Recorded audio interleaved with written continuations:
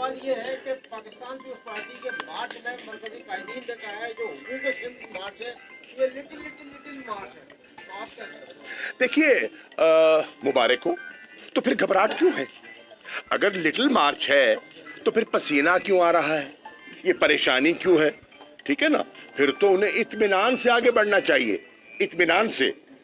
अल्हम्दुलिल्लाह मैं मुतमईन हूं। मैं इसलिए मुतमईन हूं कि मैंने सिंध के लोगों की आंखें पढ़ ली हैं।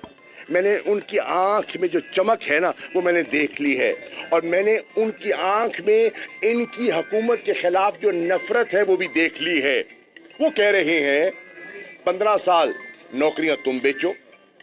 MNA MPS तो आज आप बताएं ना, जिनके पाँव में जूतियां नहीं थी आज वो लैंड क्रूजर के मालिक हो गए। कितनी कच्ची आबादियां पक्की हुई हैं, कितने सिंध के गरीब हारी के बच्चे को इंसाफ और रोजगार मिला है। 15 साल बिलावल कह रहा है रोजगार दूंगा। भाई 15 साल से तुम सिंध में बैठे हो, क्या किया तुमने? इमरान खान जवाब दे। बिल्कुल जवाब देगा। इमरान खान जमहूरी आदमी है, कोई डिक्टेटर नहीं है, वोटों से आया है। यही लोग कहते थे, मैं उनको कहता हूँ सिंध हुकूमत वालों को, वो जब हम खैबर पख्तूनख्वा में शुरू हुए थे ना वो कहते थे लिटिल लिटिल है।